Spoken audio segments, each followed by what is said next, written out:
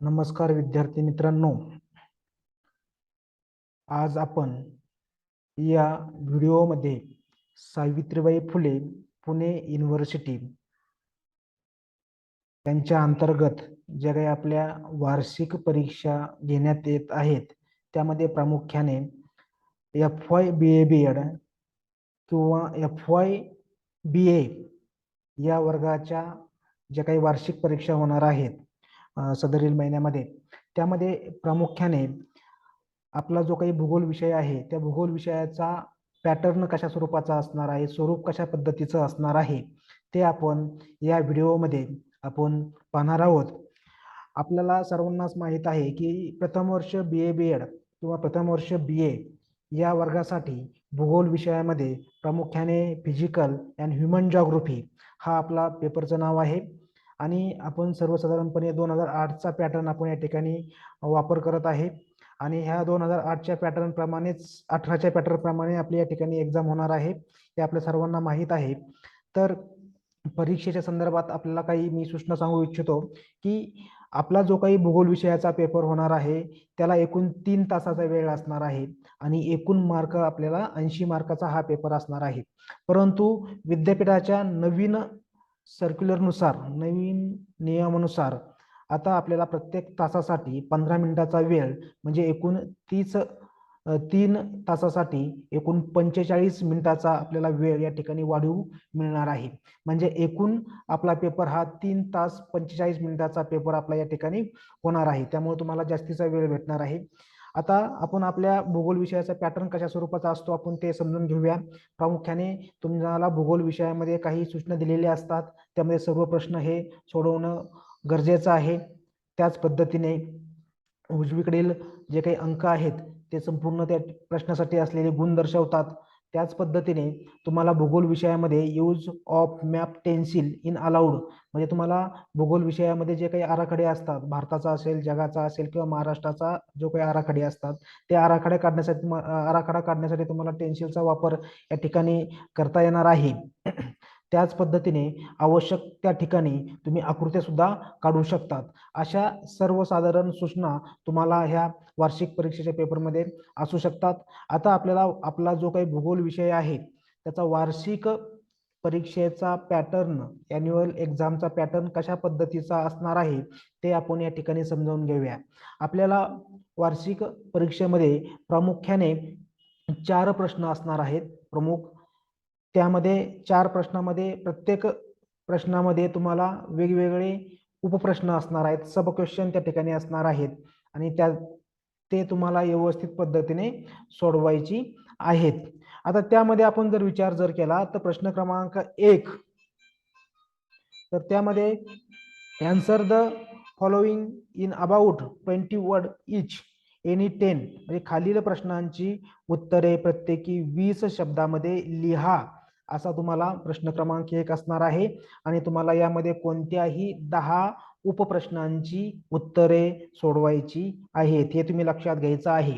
आणि प्रश्न क्रमांक 1 मध्ये तुम्हाला एकूण 13 ते 14 प्रश्न असतील, त्यापैकी तुम्हाला 10 सोडवायचे आहेत आणि या प्रश्नासाठी एकूण 20 गुण तुम्हाला देण्यात आलेले आहेत. म्हणजे प्रत्येक प्रश्न हा 2 मार्कासाठी असणार आहे हे तुम्ही त्या ठिकाणी लक्षात घ्यायचं आहे आणि याचं उत्तर आपल्याला 20 शब्दामध्ये सोडवायचं आहे. पुढचा आहे प्रश्न क्रमांक 2, answer the following in about 50 word each any 2 म्हणजे आपल्याला जो काही आपल्याला खालील प्रश्नांची उत्तर प्रत्येकी 50 शब्दामध्ये लिहा, कोणतेही 2 असा आपला प्रश्न क्रमांक 2 असणार आहे. आणि प्रश्न क्रमांक 2 साठी एकूण 10 मार्क या ठिकाणी देण्यात आलेले आहेत. म्हणजे प्रत्येक प्रश्न त्यामध्ये आपल्याला 5 मार्काचा प्रश्न असणार आहे. त्यानंतर क्वेश्चन नंबर 3, त्यामध्ये answer the following in about 150 word each any 2 म्हणजे खालील प्रश्नांची प्रत्येकी सुमारे 150 शब्दामध्ये उत्तरे लिहा. यामध्ये सुद्धा तुम्हाला 2 प्रश्न सोडवायचे आहेत. या प्रश्नामध्ये सुद्धा तुम्हाला एकूण 4 प्रश्न दिले जातील, त्यापैकी तुम्हाला 2 सोडवायचे आहेत. प्रश्न क्रमांक 2 मध्ये सुद्धा तुम्हाला 4 क्वेश्चन असतील, त्यापैकी तुम्हाला 2 सोडवायचे आहेत. आता क्वेश्चन क्रमांक 4 यामध्ये प्रामुख्याने तुम्हाला 300 शब्दामध्ये म्हणजे answer the following in about 300 words each, म्हणजे खालील प्रश्नांची उत्तरे प्रत्येकी सुमारे 300 शब्दात लिहा कोणतेही दोन. यामध्ये सुद्धा तुम्हाला 4 प्रश्न असतील, त्यापैकी तुम्हाला 2 प्रश्न सोडवायचे आहेत. म्हणजे आपण जर संपूर्ण ह्या स्लाइडवरती आपण जर लक्ष केंद्रित केलं तर आपल्या असं निदर्शनास येईल की आपल्याला वार्षिक परीक्षा ही 80 मार्काची असणार आहे. त्याच पद्धतीने एकूण आपल्याला 4 प्रश्न असणार आहेत. त्यामध्ये प्रश्न क्रमांक 1 20 मार्काचा असणार आहे, प्रश्न क्रमांक 2 10 मार्काचा आहे, प्रश्न क्रमांक 3 20 मार्काचा आहे आणि प्रश्न क्रमांक 4 हा 30 मार्काचा आहे. अशी एकूण आपली 80 मार्काची वार्षिक परीक्षा होणार आहे, हे तुम्ही लक्षात घ्यायचं आहे. तर आता आपण पुढच्या भागामध्ये किंवा याच व्हिडिओमध्ये आपण पुढे बघणार आहोत की तुम्हाला कशा स्वरूपाचे प्रश्न परीक्षेमध्ये येऊ शकतात आणि आलेले प्रश्न आपण कशा पद्धतीने सोडवले पाहिजेत. याचा एक नमुना म्हणून किंवा सॅम्पल म्हणून आपण या ठिकाणी काही उदाहरण घेणार आहोत. हे प्रश्न आपल्या पाठीमागच्या झालेल्या ज्या काही प्रश्नपत्रिका आहेत त्याच प्रश्नपत्रिकेमधील प्रश्न आहेत. त्यामुळे फक्त हे प्रश्न फक्त संदर्भासाठी तुम्ही या ठिकाणी वापर करा की अशा स्वरूपाचे प्रश्न परीक्षेमध्ये येऊ शकतात, परंतु हेच प्रश्न परीक्षेमध्ये येतील याची निश्चित आपल्याला खात्री देता येत नाही. त्यामुळे हे फक्त आपले एक नमुना आहे. त्यामध्ये बघा, पहिला प्रश्न तुम्हाला सर्वांना माहित आहे की खालील प्रश्नांची उत्तरे 20 शब्दामध्ये लिहा. Answer the following in about 20 word each. Any 10 म्हणजे तुम्हाला कोणतेही 10 प्रश्न त्या ठिकाणी सोडवायचे आहेत. तर बघा कशा स्वरूपाचे प्रश्न येऊ शकतात. पृथ्वीच्या अंतरंगातील स्तरांची नावे लिहा. बघा किती सोपा प्रश्न आहे. पृथ्वीच्या अंतरंगातील जे काही स्तर आहेत मग त्यामध्ये शिलावरण असेल, प्रावरण असेल, गाभा असेल, फक्त त्यांची नावे तुम्हाला त्या ठिकाणी लिहायची आहेत. पुढचा प्रश्न, कृषीवर परिणाम करणारे कोणतेही 2 तांत्रिक घटक लिहा. Write any two technological factors of agriculture. Technological factors of agriculture म्हणजे कृषीवरती परिणाम करणारे कोणतेही 2 तांत्रिक घटकांची नावे लिहायची आहेत.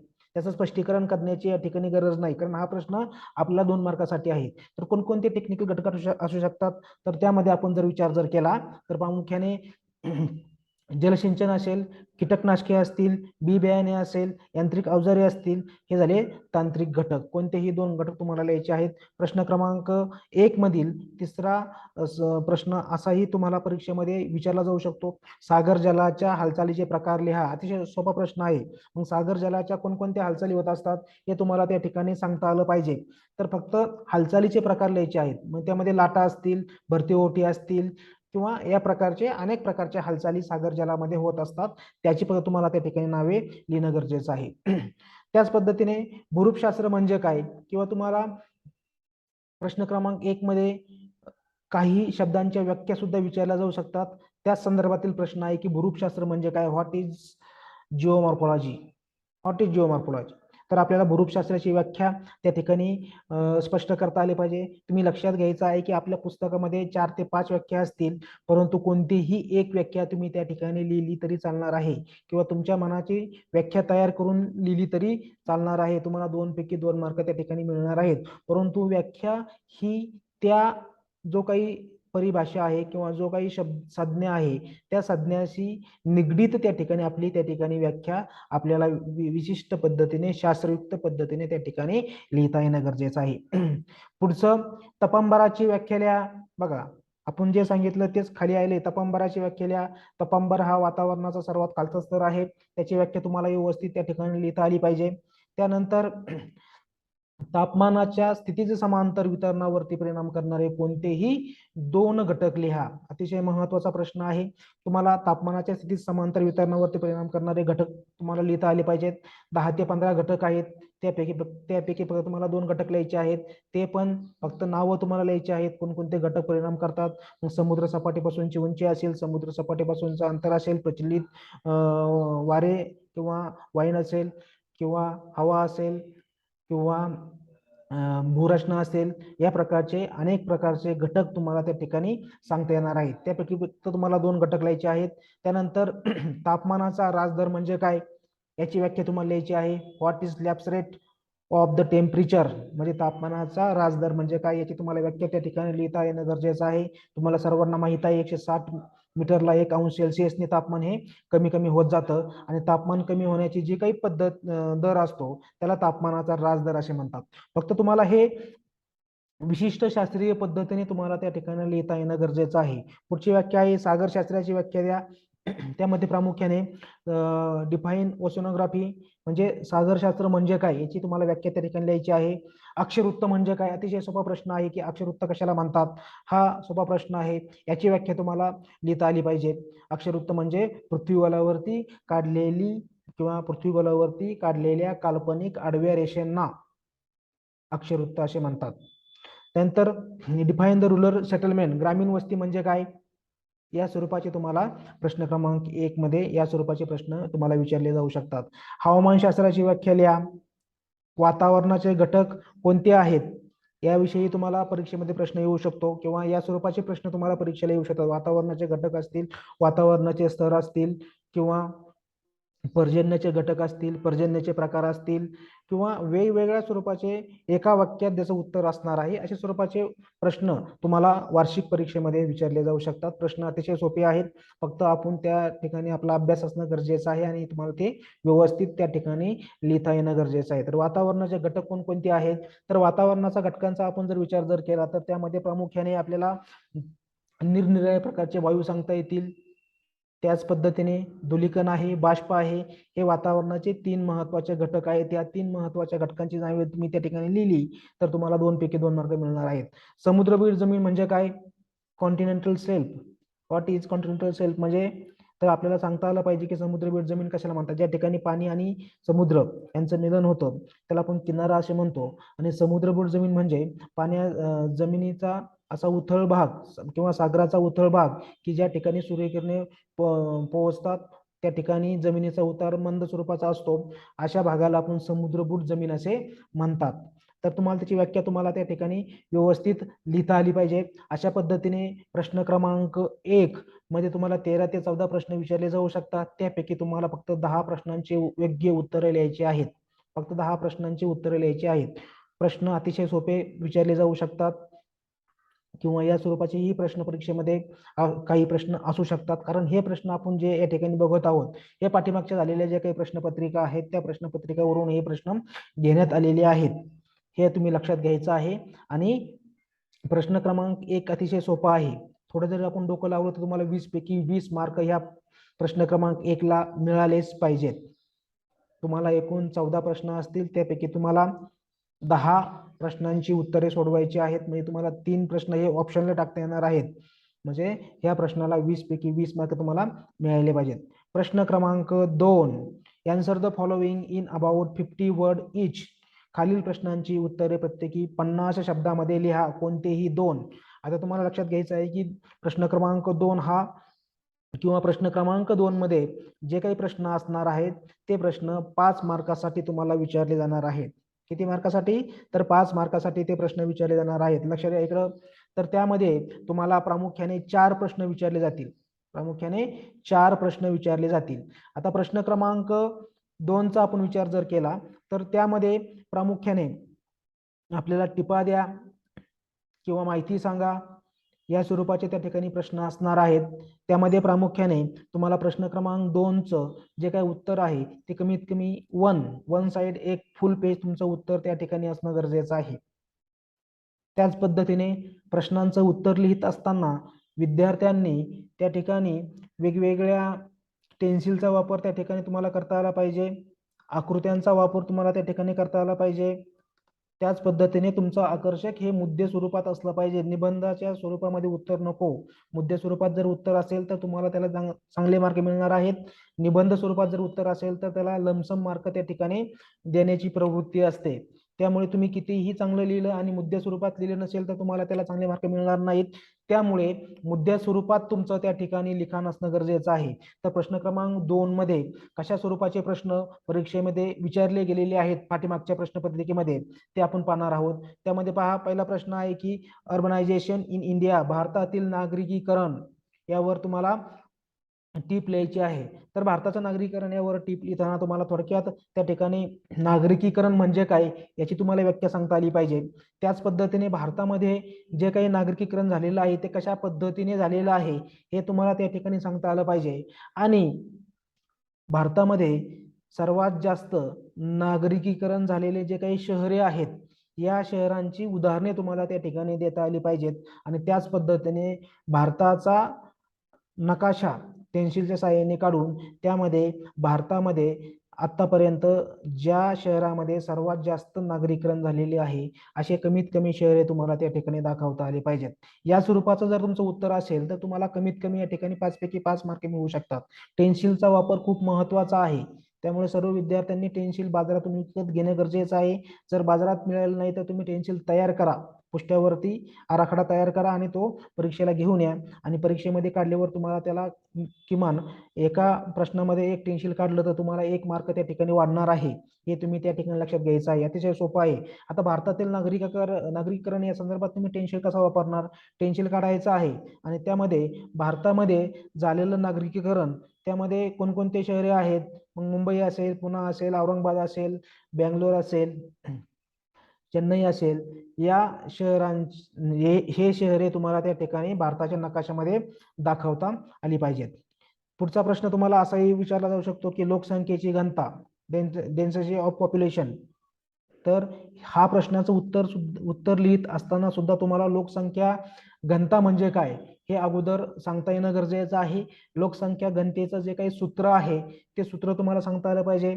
लोकसंख्या घनता कशा पद्धतीने मोजली जाते हे तुम्हाला सांगता आलं पाहिजे. भारतामधील जास्त लोकसंख्या घनता असलेले प्रदेश कुठले आहेत किंवा जगामध्ये भारतामध्ये महाराष्ट्रामध्ये जास्त लोकसंख्ये घनतेचे प्रदेश कोणते आहेत, कमी लोकसंख्ये घनतेचे प्रदेश कोणते आहेत, लोकसंख्या घनतेवरती कोणते घटक परिणाम करत असतात हे तुम्हाला त्या ठिकाणी थोडक्यात त्या ठिकाणी सांगता आलं पाहिजे. त्याच पद्धतीने वेगवेगळी उदाहरणं तुम्हाला देता आले पाहिजेत.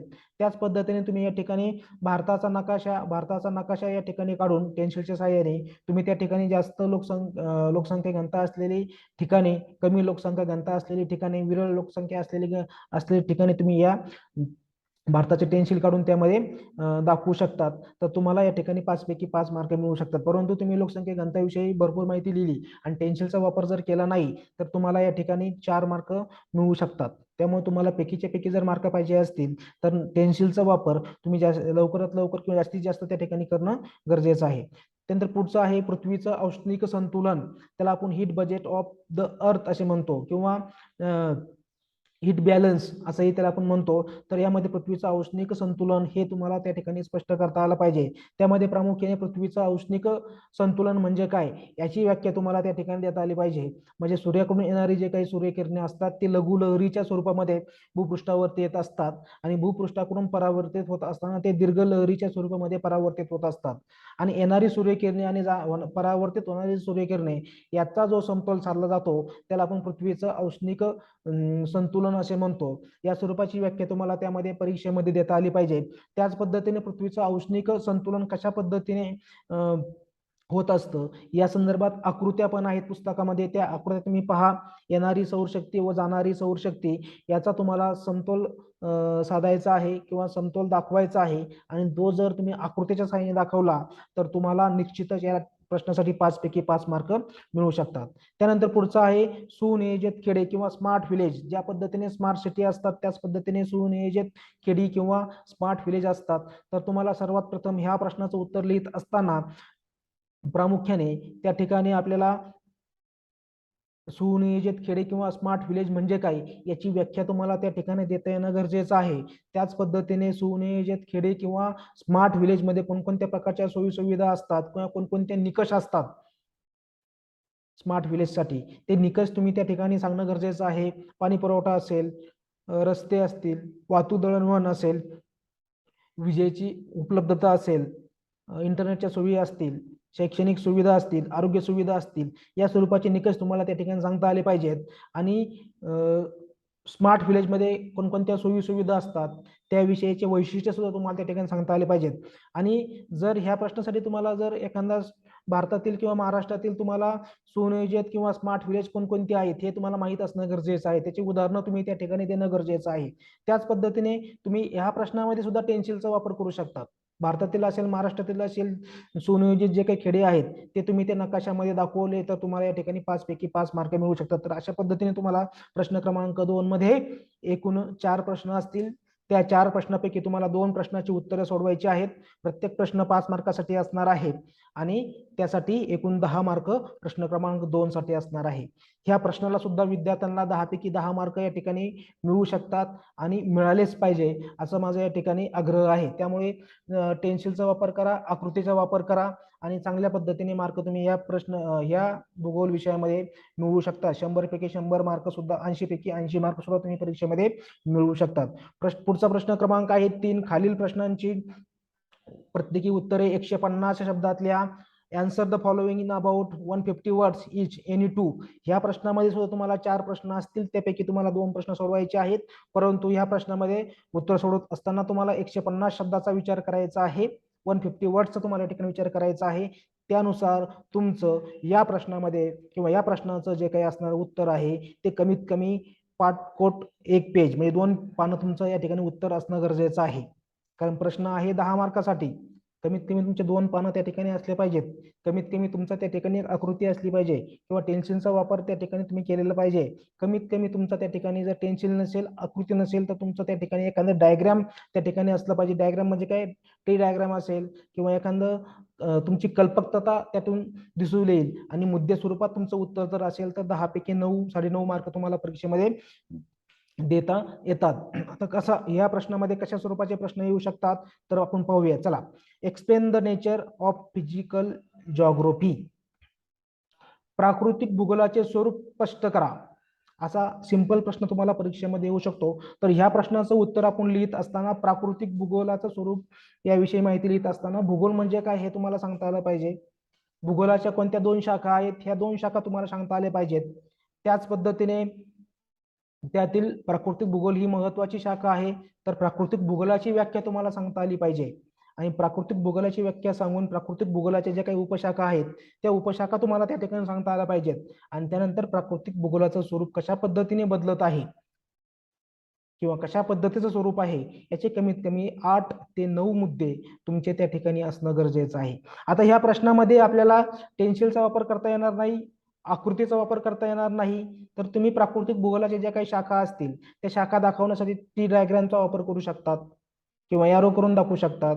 आणि जे काही मुद्दे आहेत किंवा स्वरूपासंदर्भात जे काही मुद्दे आहेत तर त्याला विशिष्ट क्रमांक देऊन तुम्ही त्या ठिकाणी ते स्पष्ट करून सांगू शकतात. तर ह्या प्रश्न क्रमांक 3 मध्ये या स्वरूपाचाही प्रश्न येऊ शकतो.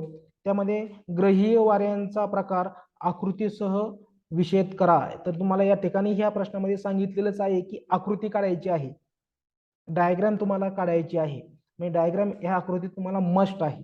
त्याला कमीत कमी 2 ते 2.5 मार्क या परीक्षेमध्ये असणार आहेत. आणि तुम्हाला सर्वांना माहित आहे की ह्या प्रश्नाचं जर उत्तर लिहित असताना आपण काय केलं पाहिजे, टेल मी. तर ह्या प्रश्नाचं उत्तर लिहित असताना तुम्हाला सुरुवातीला वारा म्हणजे काय हे माहित असणं गरजेचं आहे. जास्त दाबाकडून कमी दाबाकडे जे हवेची हालचाल होत असते आपण त्याला वारा असे म्हणतो. ही व्याख्या तुम्हाला त्या ठिकाणी लिहिता आली पाहिजे.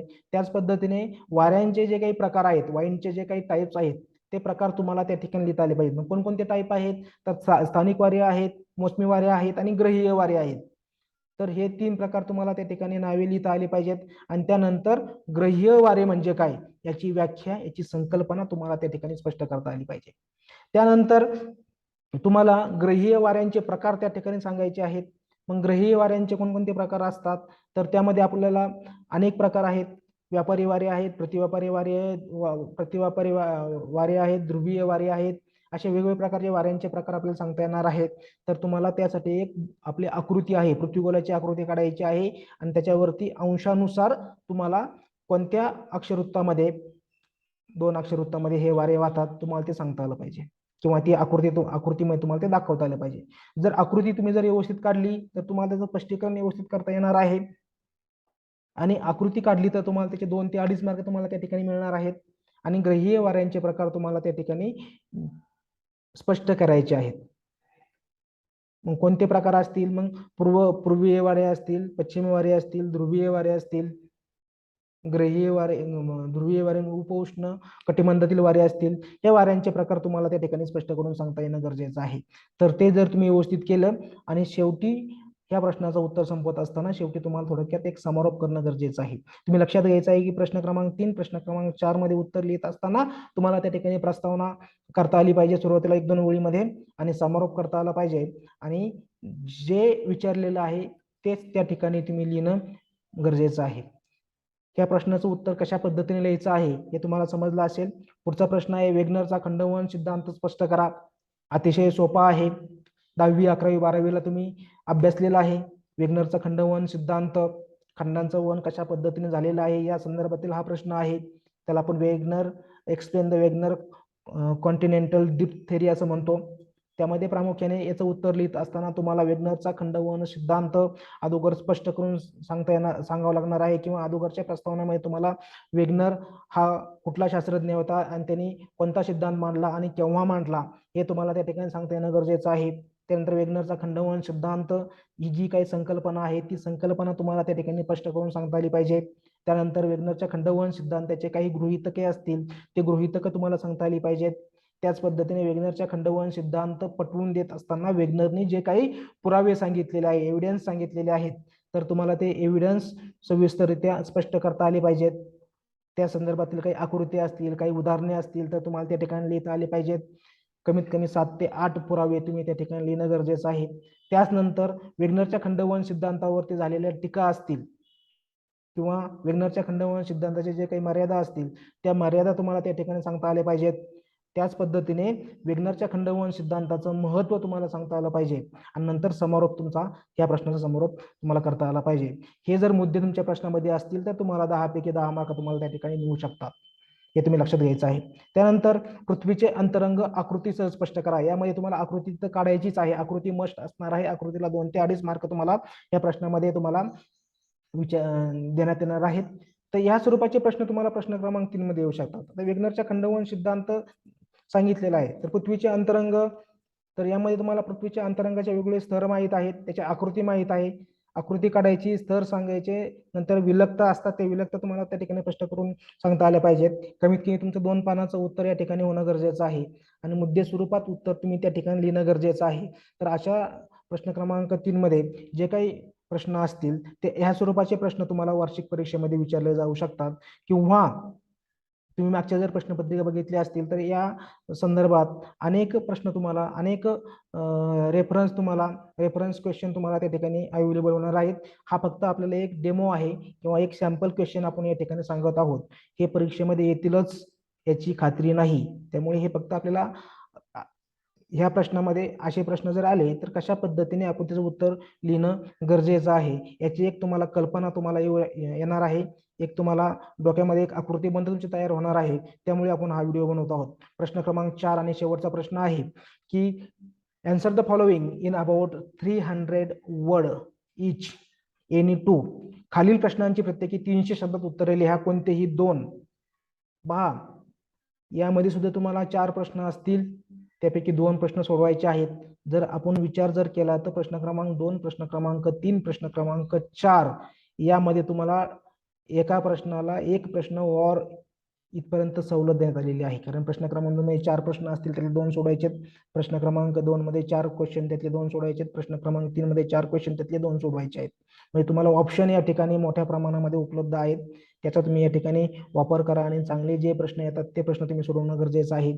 तर प्रश्न क्रमांक 4 मध्ये जे प्रश्न असणार आहेत त्याचं उत्तर तुम्हाला सोडवत असताना प्रामुख्याने आपलं कमीत कमी 3 पानामध्ये आपलं उत्तर त्या ठिकाणी असणं गरजेचं आहे.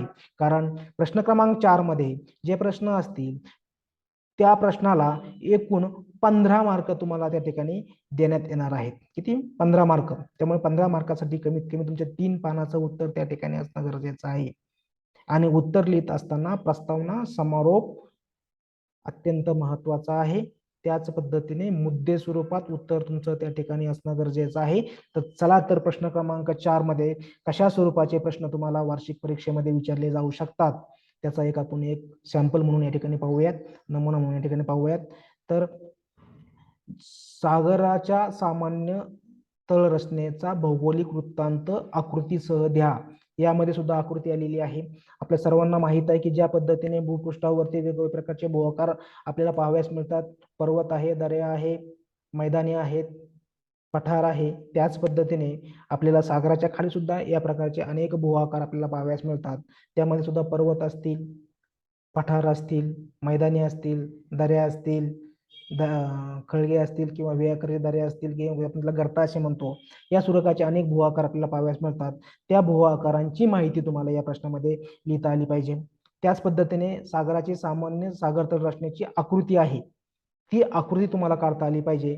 आणि जे काही सागर तळ रचना आहे, तर मग पर्वत असतील, पठार असतील, मैदाने असतील, त्यांचं सविस्तर वृत्तांत तुम्हाला या ठिकाणी लिहिता आला पाहिजे. कमीत कमी 5 भूआकारांचा तुम्हाला या ठिकाणी माहिती देता आली पाहिजे. त्यामध्ये पर्वत, पठार, मैदान, गर्ता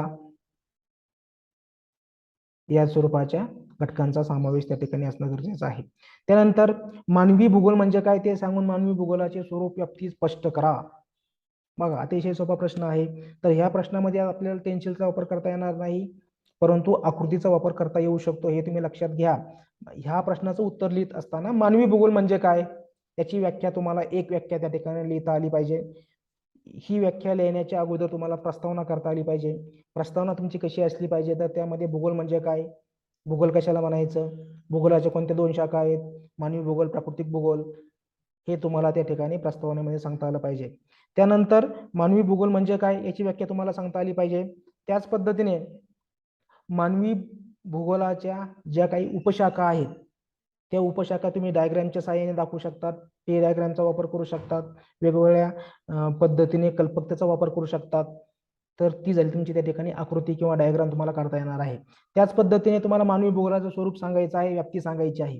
जर आपण या प्रश्नाचा विचार जर केला तर यामध्ये तुम्हाला मानवी भूगोलाची व्याख्याला तुम्हाला 2 मार्क पडू शकतात. त्याच पद्धतीने मानवी भूगोलाचे जे काही स्वरूप आहे त्या स्वरूपाला 7 मार्क आणि व्याप्तीला 7 मार्क किंवा 6 मार्क असतील आणि याला 3 मार्क असतील व्याख्याला. असे एकूण 15 मार्कासाठी तुम्हाला हा प्रश्न विचारला जाऊ शकतो. मानवी भूगोलाच्या स्वरूपासंदर्भातील जे काही मुद्दे असतील ते मुद्दे स्वरूपात लिहिणं गरजेचं आहे. मानवी भूगोलाची व्याप्ती तुम्हाला त्या ठिकाणी स्पष्ट करता आली पाहिजे. व्याप्ती स्पष्ट करत असताना तुम्हाला सांगितलेलं आहे की व्याप्तीमध्ये त्या विषयाचा जो काही अभ्यासक्रम आहे त्या अभ्यासक्रमाचे मुद्दे आपल्याला व्याप्तीमध्ये टाकून द्यायचे आहेत. म्हणजे व्याप्ती अतिशय सोपा आहे. तर मानवी भूगोलाची व्याप्ती सांगत असताना आपल्या सेकंड सेमिस्टरमध्ये जेवढे चॅप्टर आहेत ते चॅप्टरची नावे आणि त्याचं विश्लेषण जरी तुम्ही केलं तर मग तरी तुम्हाला मानवी भूगोलाची व्याप्ती सांगता येणार आहे. तर अतिशय सोप्या पद्धतीनं पेपर असू शकतो, हे तुम्ही विचारात घ्या. त्यानंतर वातावरणाची रचना आकृतीसह स्पष्ट करा आणि लोकसंख्या संक्रमण सिद्धांत स्पष्ट करून त्याचे टीकात्मक परीक्षण करा. या स्वरूपाचे प्रश्न परीक्षेमध्ये विचारले जाऊ शकतात. आता वातावरणाची रचना, यामध्ये वातावरणाची रचनेची आकृती तुम्हाला सांगता येणार आहे, आकृती काढता येणार आहे आणि त्याचं स्पष्टीकरण तुम्हाला करता येणार आहे. जे काही स्तर आहेत, तपांबर, सीतांबर, आयनांबर, जे काही स्तर असतील त्या स्तरांची तुम्हाला व्यवस्थित त्या ठिकाणी स्पष्टीकरण करता आलं पाहिजे, उदाहरणं देता आले पाहिजेत. त्याच पद्धतीने आकृती तुमची आकर्षक असणं गरजेचं आहे. या स्वरूपाचे प्रश्न तुम्हाला वार्षिक परीक्षेमध्ये भूगोल विषयामध्ये विचारले जाऊ शकतात. तर अशा पद्धतीने आपण या ठिकाणी आपला जो काही वार्षिक परीक्षेचा जो काही पॅटर्न आहे, वार्षिक परीक्षेचा जो काही आपला आकृतीबंध आहे तो आपण या ठिकाणी बघितलेला आहे. पुन्हा एकदा सांगतो की आता आपण जे काही चर्चा केलेली आहे ती फक्त एक संदर्भ म्हणून आपण चर्चा केलेली आहे. पाठीमागच्या प्रश्नपत्रिकेतील प्रश्न आपण या ठिकाणी बघितलेले आहेत, त्याचा आणि आपल्या होणाऱ्या वार्षिक परीक्षेचा काहीही संबंध नाही, हे तुम्ही त्या ठिकाणी लक्षात घेणं गरजेचं आहे. आणि तुम्हाला जाता जाता सांगतो की आपली परीक्षा ही एकूण 80 मार्कासाठी असणार आहे. एकूण तुम्हाला 3 तास 45 मिनिटाचा कालावधी असणार आहे, म्हणजे 45 मिनिटं तुम्हाला या ठिकाणी वाढवू भेटणार आहेत. आणि आपल्या या परीक्षेमध्ये प्रामुख्याने तुम्हाला 4 प्रश्न असतील. त्यामध्ये प्रश्न क्रमांक 1 मध्ये तुम्हाला 14 पैकी 10 क्वेश्चन सोडवायचे आहेत. प्रत्येक प्रश्न 2 मार्कासाठी असणार आहे, त्याला 20 मार्क आहेत.